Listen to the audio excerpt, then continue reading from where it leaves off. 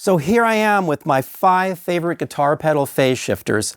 I love these on synthesizers, and I'm going to show you why. I'm going to give you musical examples and talk about them, a little bit about the history, a few odds and ends. I've got the Maestro PS1A, an early one designed by Tom Oberheim, the Moog Foger 12-stage phase shifter, very rare to have a 12-stage phase shifter. The Neutron 2, it has resonance, and it sounds kind of like a biphase. The Jet Phaser, very rare, with a distortion unit in front of it, and there's a great story behind that one. And the Boss Phaser PH1R, small form factor, sounds great, easy to deal with, great construction, and very reliable. I love them like my own kids, so I can't put them in a favorite order, but let's get into the video. Maybe you'll like one more than the other. I want you to hear them. Let's go.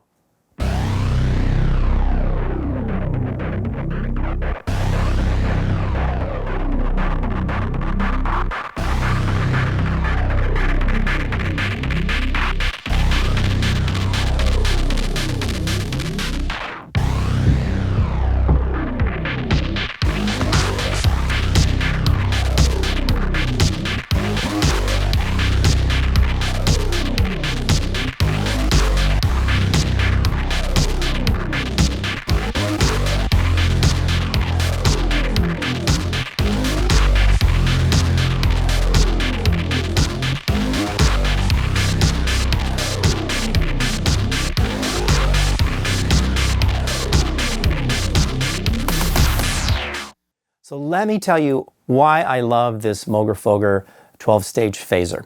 First of all, it's a Moog Foger. What does that mean? Well, it was made by Bob Moog. So this pedal is the same vintage as this synthesizer.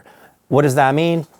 It was thought of in a modular kind of way. It means it has jacks on the back where I can patch directly into features on the front, like control voltage style. And I'm not going to go into heavy detail, but I would highly recommend you look at images, check out the owner's manual so you can really see what's going on. I can modulate a lot of different things on this phaser, and I can also replace the LFO, and I can control the speed of it. I can, like, over time. Let me show you some other features. Because it was made by Bob Moog, he was always really good at coloring the sound, like getting the mixers and the inputs to saturate. I think he enjoyed that, and that was kind of a characteristic of the time of those kinds of circuits. So there's a drive circuit on here, so you can get like really great distortion. And you can turn down the output. So I can get really good saturation that way. Turning it back down to normal. And then what also makes it really unique is it's a 12-stage phase shifter. So that gives you an extra level of depth of the phase shift. Most phase shifters are 4-stage, 6-stage, and it's very rare to find a 12-stage phase shifter. Bob Moog also made a rack mount version, and you can look that one up, and that's a very expensive phase shifter, but it's a 12-stage phase shifter as well. Let's hear it one more time.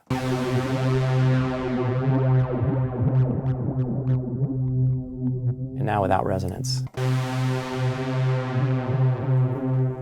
So I want you to hear what this sounds like with the resonance. Let's go back to kind of the sound I had.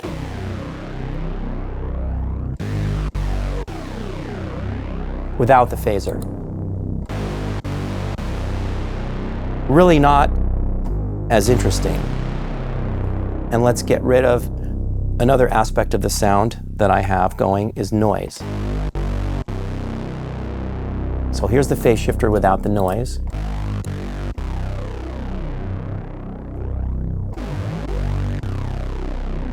Now I add the noise. It adds like sort of a talking wind and a level of distortion. So when you put it all together, you have something really unique here with this Moog Foger, and it's one of my all-time favorite phase shifters.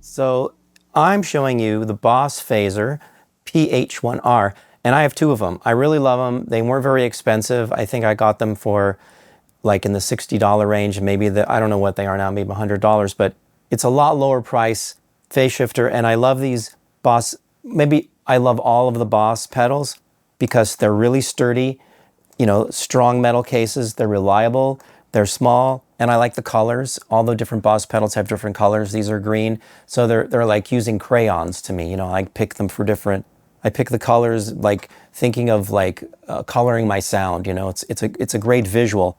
And they did keep the colors separate from one to the other. So the R on this pedal, it's the PH1R, stands for resonance because it's, I think, the first phaser pedal that Boss made that had resonance on it, at least the first small form pedal. So you can see the resonance knob is in the middle, and I have it cranked, of course, because I like that sound. Let's turn up the speed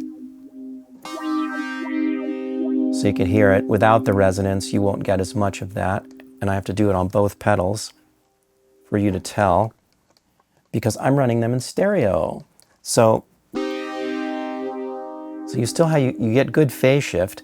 So if you look closely, you can see the PH1R writing. It's different on each pedal. And the pedal that has the silver screw on it is the older pedal, and it's a black label pedal. It's made in Japan. This pedal over here is made in Taiwan, this one right here. And it has a little bit different writing on it. So there's subtle differences, and there's sort of a whole group of people that are really interested in the nuances of all these Boss pedals. Let me give you a quick example in the clear.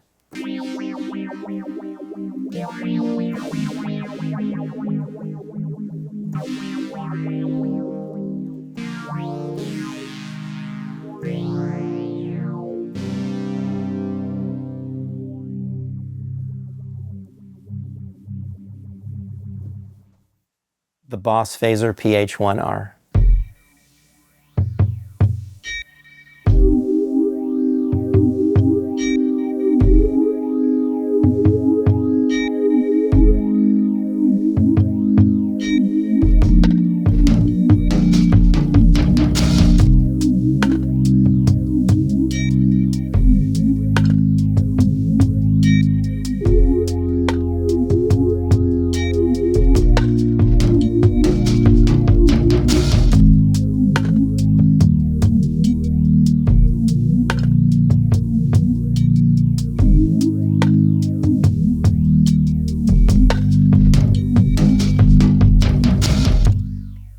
So that's the Prophet 5 going through the Neutron Phaser 2 pedal.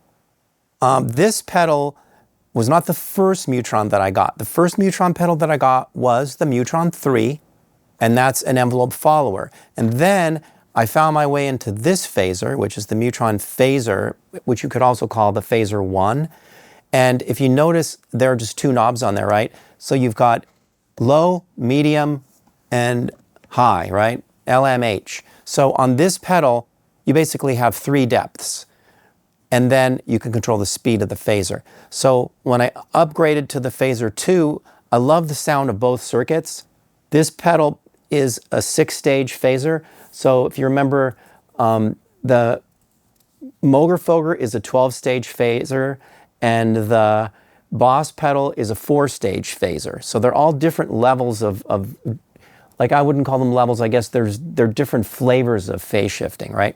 So when you get to the Phaser 2, you have not just three controls of depth, right? Three levels of depth, but you have a continuous control of depth. And then same thing with speed. You can control the speed the same as you can on the 1, but then you have feedback on the Phaser 2. So I really like having that, and that's like resonance. So let me let you hear what that sounds like.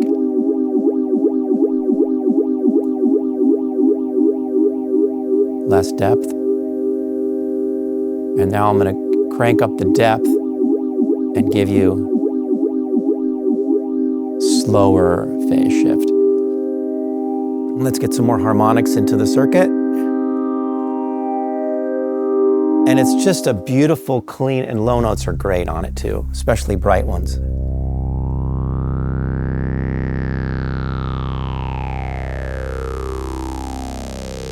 It really talks.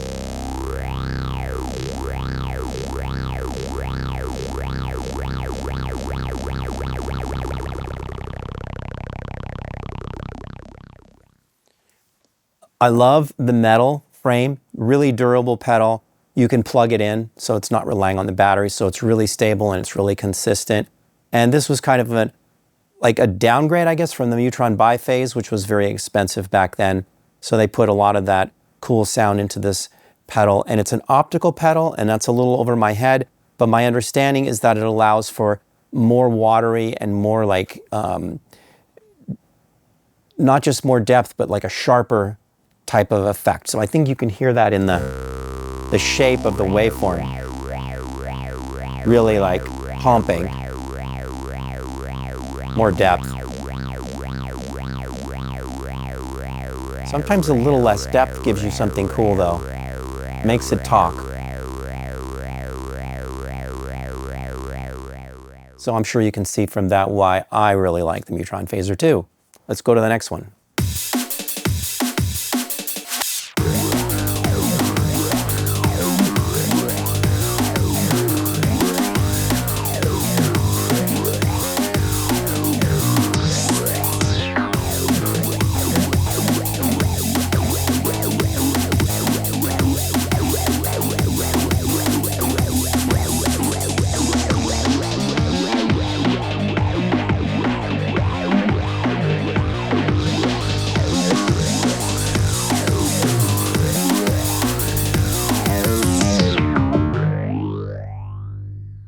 Yeah, so that's the Roland Jet Phaser. This is a very rare phase shifter, and I got it more recently than the other phase shifters that I'm showing you. And it's very hard to find, but I love it.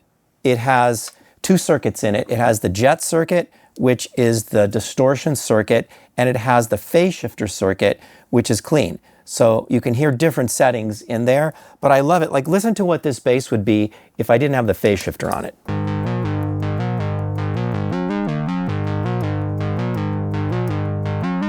Right? Now with it.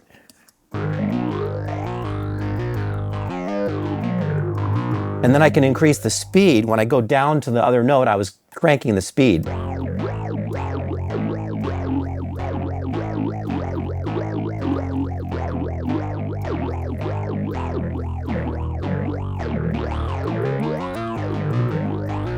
And what I love about it, it's like a Leslie, because the speed, when you turn it all the way up, it works its way up, right? It doesn't just go to a faster speed. It's like a Leslie.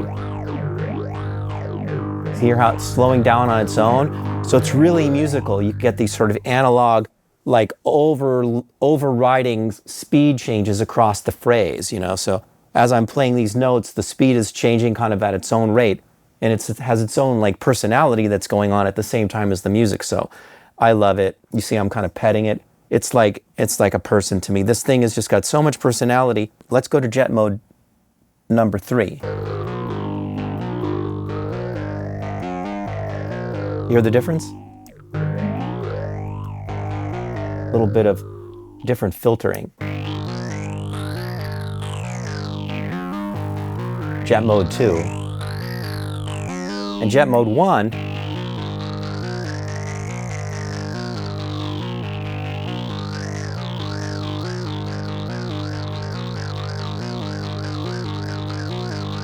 then you have two modes that don't have the distortion unit, so regular phase shifter.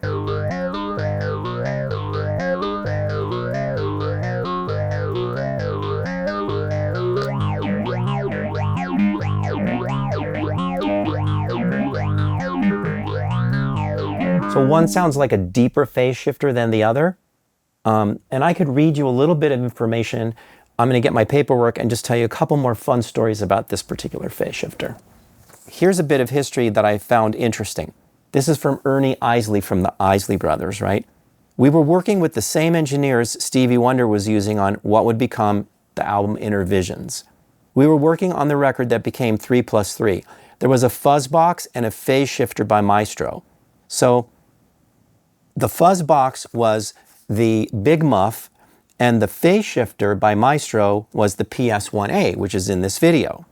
That was designed by Tom Oberheim. So Stevie was working with those two units, and he was running from his keyboard into the fuzz and then into the phaser. And everybody freaked out, including, I guess, Roland, and they decided to make this. And they used their own versions of those circuits, their own versions of the fuzz and the phase shifter, and came up with this beauty. Also, if you listen to Larry Graham, the bass player, he uses this and plays a lot of Hendrix kinds of stuff on bass, like fuzz bass with phase, and it's pretty amazing, like metal bass way early before anyone else was doing it. This particular pedal is called the Jet Phaser. Of course, I have a few other names for it because it's bad, I think. And it's a company that really they should be making them now. I don't know if they do, because this is so old. We call it. It's not old. No, it's antique. See, when it's old and good, it's antique. So this is another one of my antique pedals, the Jet Phaser, and I'm going to give you a little sample of what this pedal does.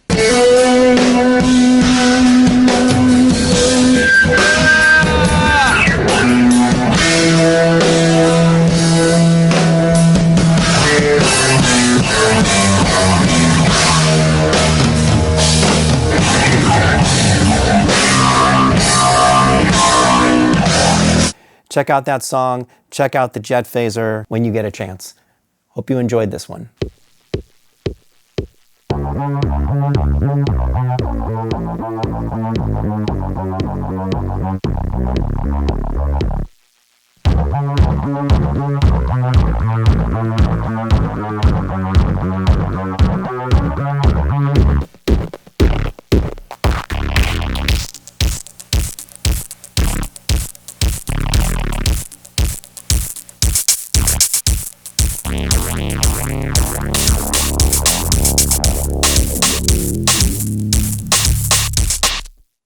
So that is the Maestro PS1A phase shifter.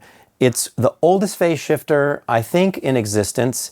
It was actually designed by Tom Oberheim, who made Oberheim synthesizers later on.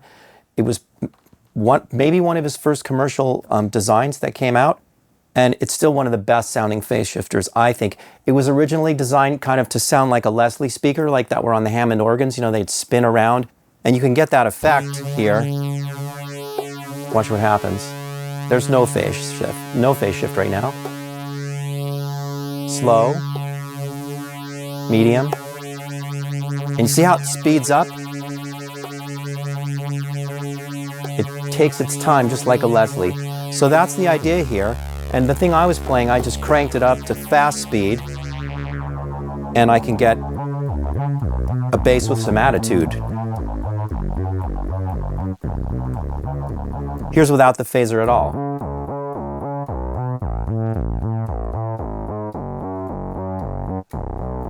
Kick it in.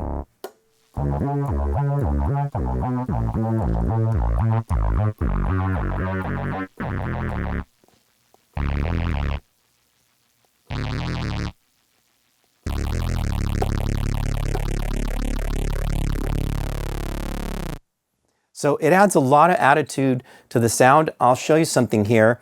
This optical plug was so that you could have a foot switch. So it was designed for keyboard players mainly, because you can see there's a screw hole here, and you can put a mic stand under it. So you can actually sit this phaser on top of a mic stand. So when you're playing, it can be just like this, right? I don't have to have it on a table. It could be on a mic stand.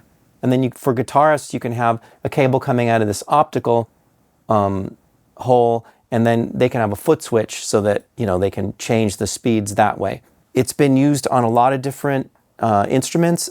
I'm familiar with John Paul Jones from Led Zeppelin on the song No Quarter. He would run his Fender Rhodes through this. It's also a great pedal to use on guitar and Fender Rhodes, like I said, and pretty much any synth that's mono, very simple, in and out. The only thing to be aware of is when you're putting signal in, you want to dial the volume down kind of low, like not much more than halfway, because it's very sensitive on the input. It's more designed, I think, for lower level signals. Even a mic is kind of cool in here. So just make sure you dial the signal down and then you pump it back up on the other side. So this is a classic, the Maestro Phase Shifter PS1A. I hope you really have a chance to check one out one day.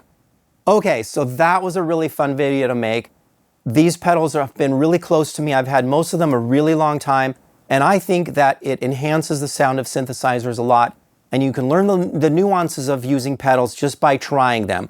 Mostly you just have to not hit them too hard with signal, and you'll be able to get this whole wealth of sounds, and I think take your synthesizer sounds to another level very quickly, right?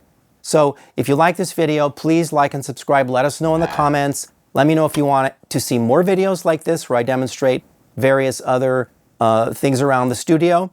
Like and subscribe to the channel, and then also go to anthonymarinellimusic.com where you can see my course, Think Like a Synth. Check it out.